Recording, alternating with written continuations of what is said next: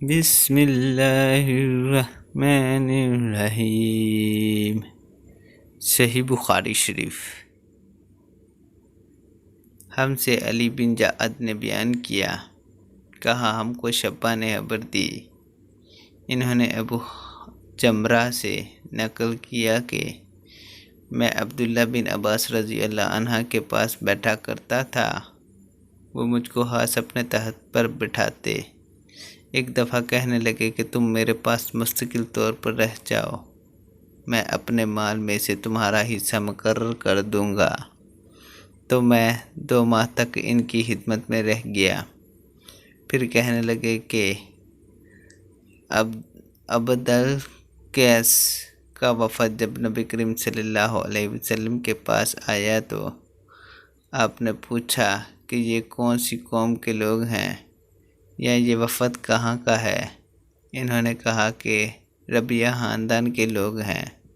آپ صلی اللہ علیہ وسلم نے فرمایا، مرحبا، اس قوم کو یا اس وفد کو نہ ذلیل ہونے والے نہ شرمندہ ہونے والے، یعنی ان کا آنا بہت خوب ہے۔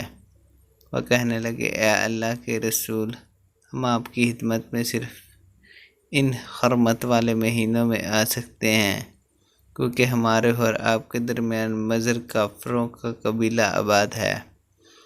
آپ ہم کو ایک ایسی قطعی بات بتلا دیجئے جس کی خبر ہم اپنے پچھلے لوگوں کو بھی کر دیں جو یہاں نہیں آئے، اور اس پر عمل درآمد کر کے ہم جنت میں داخل ہو جائیں۔ اور انہوں نے آپ سے اپنے برتنوں کے بارے میں بھی پوچھا۔ آپ صلی اللہ علیہ وسلم نے ان کو 4 باتوں کا حکم دیا اور 4 قسم کے برتنوں کو استعمال میں لانے سے منع فرمایا۔ ان کو حکم دیا کہ ایک اکیلے اللہ پر ایمان لاؤ۔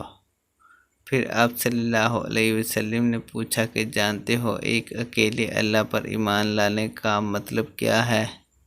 انہوں نے کہا کہ اللہ اور اس کے رسول ہی کو معلوم ہے۔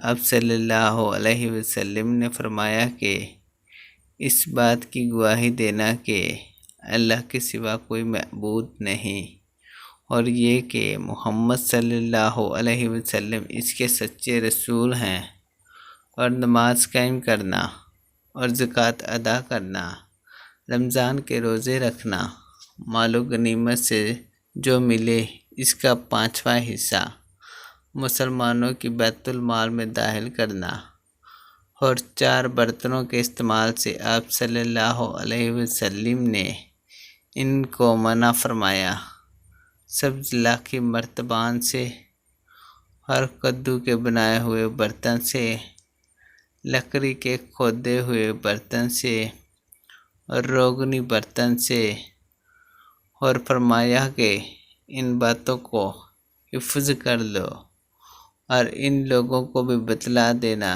جو تم سے پیچھے ہیں اور یہاں نہیں آئے ہیں۔